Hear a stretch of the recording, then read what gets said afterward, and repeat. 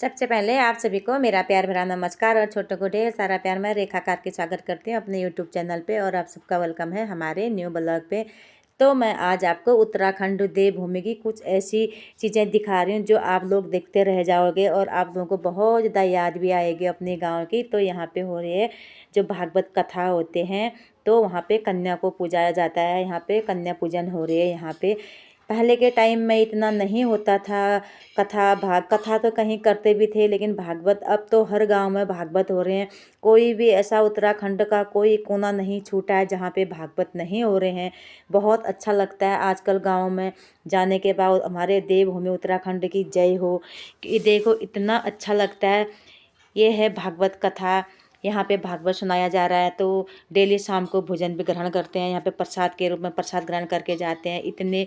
इतना अच्छा लग रहा है। यहाँ पे इतने ज़्यादा कलश हैं, इतना अच्छा मंदिर सजा रखा है यहाँ पर, इतनी ज़्यादा भीड़ है। और एक बहुत पीछे गांव है, ये बहुत पिछड़ा हुआ गांव था, लेकिन उस गांव में इतनी जय जयकार देख के दिल इतना खुश हो गया। और यहाँ पे हो रहा है हवन, जहाँ पे हमारे वहाँ ना हवन में औरतें नहीं बैठते हैं, खाली आदमी आदमी बैठते हैं। तो सब लोग यहाँ पे बैठ के हवन कर रहे हैं। हवन कुंड है ये। और इतनी भीड़ हो रही, इतना अच्छा लग रहा है। वो भी संगाने संगाने लोग करते हैं। हवन करने के लिए भी बहुत वो चाहिए, क्योंकि बिल्कुल शुद्ध भोजन खाना पड़ता है, शुद्ध से रहना पड़ता है। औरतें पीछे को हो जाती है, हवन में नहीं डालते हमारे उत्तराखंड में औरतें। और यहाँ पे इतनी ज़्यादा भीड़ में ये लोग 7 दिन या 9 दिन का भागवत होता है, तो यहाँ पे सब लोग वहीं बैठे रहते हैं और डेली वहाँ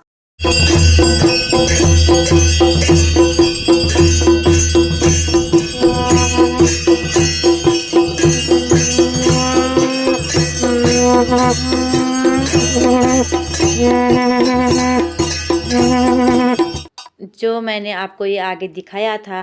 तो हमारे उत्तराखंड में देवी देवताओं को खुश करने के लिए ढोल और उनका ढोल नगाड़ा बोलते हैं, तो सब ये उनकी पूजा करते हैं। बिना ढोल का कहीं पे पूजा नहीं होती है हमारे वहाँ उत्तराखंड में। और बहुत अच्छे तरीके से पूजा होती है वहाँ। जो मैं ये आपको वीडियो दिखा रहे हैं, एक गांव इतना पीछे था, यहाँ इतना चलना होता था, बहुत ज़्यादा पैदल चलना भी होता था। बहुत पीछे पिछड़ा हुआ गांव था, लेकिन आज वहाँ घर घर में रोड, घर घर में इतना अच्छा मकान सब लोगों का, और इतनी अच्छी पूजा भक्ति भावना। मैं तो ये भक्ति को देख के इतना खुश हो गई। मैं बहुत पहले बचपन में गई थी इस गांव में, लेकिन इतना अच्छा लग रहा है। देवभूमि, यहाँ तो सारे देवी देवताओं का वास होता है हमारे देवभूमि उत्तराखंड में। तो आज मैं आपको ये वीडियो दिखाने के लिए, ये इतने इतने नारियल हो रखे हैं यहाँ पे, इतने कलश हो रहे हैं, गिनती कर नहीं सकते। और यहाँ पे सब लोगों ने दिया जला रखा अपने मन्नत। डेली आते हैं, खाली पेट आते हैं यहाँ, दिया जलाने के बाद अपने अपने मन्नत लेते हैं। तो माता रानी सुन भी लेती है, सबकी इच्छाएं पूरी भी कर लेती है। लेकिन जो हम लोग सोचते हैं कि हमारी इच्छाएं अभी पूरी होती, नहीं, ऐसा नहीं होता है। टाइम लगता है, हमारे कहीं से इंतजार नहीं होता है। हमारा जैसा नाम होता है वैसे गुण हमारे भीतर आते हैं। पहले के समय में हम लोग भगवान की भक्ति भी करते थे, तो हमारे घरों में जो बच्चे होते थे उनका नाम भी भगवान के नामों से मिलता जुलता होता था। और वर्तमान में हम लोग भगवान की भक्ति से विमुख हो गए हैं और घर के बच्चों का नाम भी ऐसा रख देते हैं जिसका कोई अर्थ ही नहीं है। नाम की बड़ी महिमा है महाराज। अजामिल जैसा पापी केवल भगवान के अपने बेटे के नाम को लेने मात्र से उसका उद्धार हो गया। श्रीमद् भागवत में कथा आती है, एक अजामिल नाम का ब्राह्मण हुआ। ब्राह्मण वंश में जन्म लेने के बाद ये अजामिल बड़ा अधम हो गया महाराज। कभी भगवान का नाम नहीं लेता था, कभी भगवान का स्मरण नहीं करता था। जो वहाँ पे दिन में कथा सुनते हैं, तो शाम को 4 बजे प्रसाद ग्रहण करके जाते हैं। तो हमारे उत्तराखंड में ऐसे ऐसे ज़मीन में बैठ के इस तरह से हमारे वहाँ प्रसाद को ग्रहण करते हैं। कोई कुर्सी में बैठ के नहीं खाता है खाना। तो इतना अच्छा लग रहा है। उसमें पूरी है, खीर है, रायता है और छोले बने हैं। तो बांटने वाले भी अलग होते हैं, उनके पाँव में चप्पल नहीं होते हैं। और जो खाना बनाता है पंडित बनाता है, वहाँ पंडित खाना बनाएगा। और बांटने वाले भी, जो ये बांटने वाले हैं, ये भी पंडित होंगे और बिना चप्पल के सबको बांटेंगे।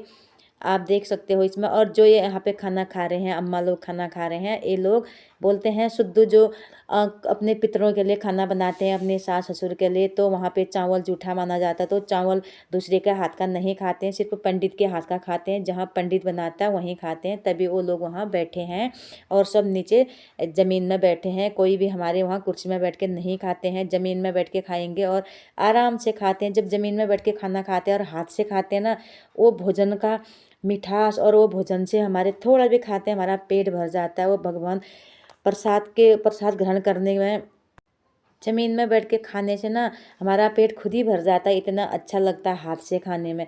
आजकल तो कुर्सियाँ में बैठ के चम्मच से खाते हैं, तो उस वो अच्छा नहीं है। ज़मीन में बैठ के खाना ही अच्छा है। हमारे गांव में अभी भी ज़मीन में बैठ के खाते हैं, जैसे मैंने आप लोगों को दिखाया है। ये है सुंदर सा गाँव, ये है सुंदर सा उत्तराखंड की देवभूमि की हरियाली, जो आप लोगों के सामने यहाँ पे अभी मैं दिखा रही हूँ। जय हो हमारी देवभूमि उत्तराखंड के लोग ऐसे बैठ के खा रहे हैं। चलो दोस्तों, मैं आज का ब्लॉग यहीं पे समाप्त करते हैं, फिर मिलूंगी नए ब्लॉग में। जय माता की, जय देवभूमि, जय उत्तराखंड की जय।